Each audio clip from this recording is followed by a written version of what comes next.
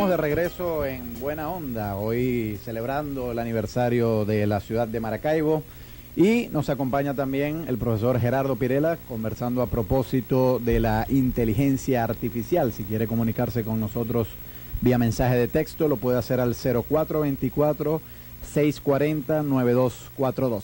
Gerardo, habíamos dejado en el segmento anterior la cuestión de dónde delimitar un comportamiento muy rudimentario de una máquina con ya propiamente la inteligencia artificial. Ya habíamos mencionado, por ejemplo, como un ábaco puede servir para contar unas cantidades, etcétera, pero eso es muy distinto de una calculadora.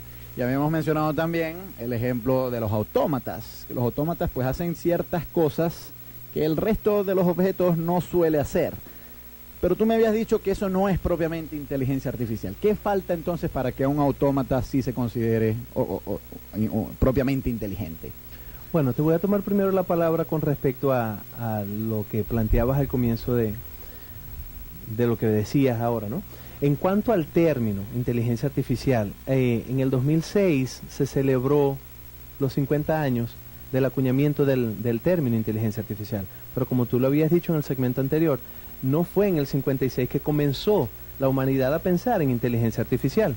En efecto, incluso para algo tan banal como el acuñamiento del término inteligencia artificial, muchas personas lo toman desde el 1950, que fue cuando el matemático británico Alan Matheson Turing publicó su famoso paper sobre inteligencia y maquinaria computacional.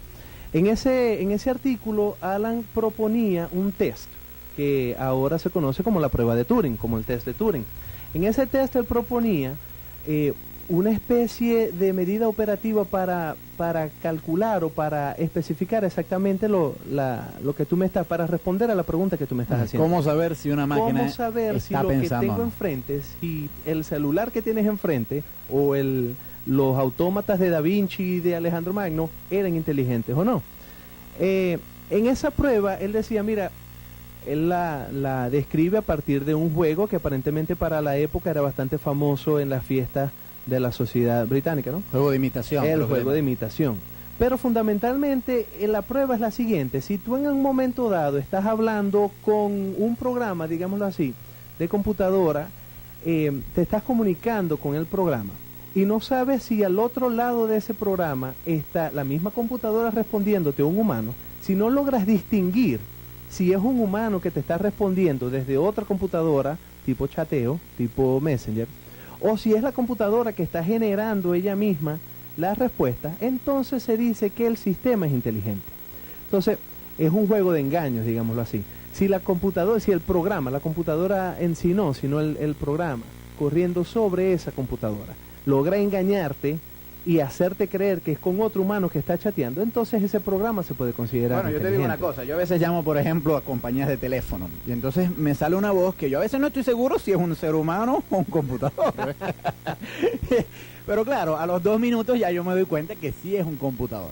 Obviamente, diría Turing, corrígeme si no es así, ese sistema no ha pasado la prueba que él propuso. ¿Por qué? Porque si yo me doy cuenta que es un computador, no es propiamente inteligente. Es decir, que el computador tiene que pasar desapercibido para poder pasar la prueba que él proponía. Correcto.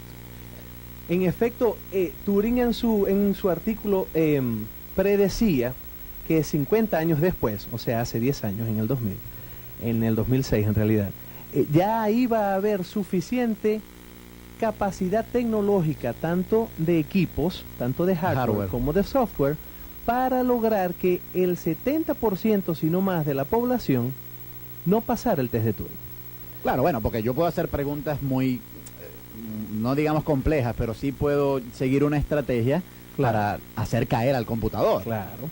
Porque me da la impresión, sí, para retomar esto, Gerardo, de que ciertamente la computación, la inteligencia artificial puede hacer grandes cosas.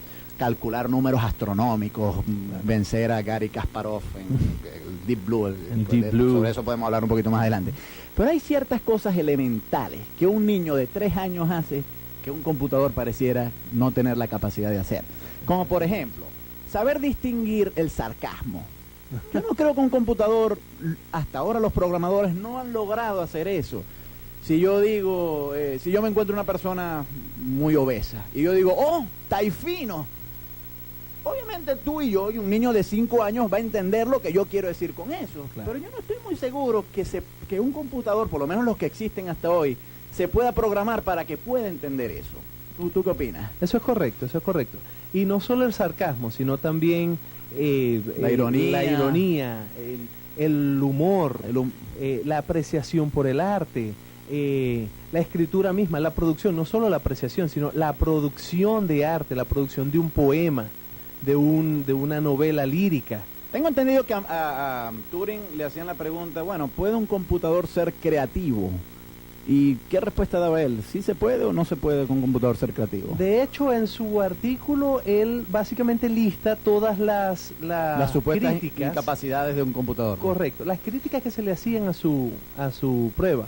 Porque él, como te acabo de decir, él decía que sí se iba a lograr, que en aquel entonces no se tenía la tecnología, porque definitivamente de poder lograrse, la computadora iba a requerir una cantidad de almacenamiento que en los años 50 no la teníamos, una velocidad de procesamiento que en los años 50 no la teníamos.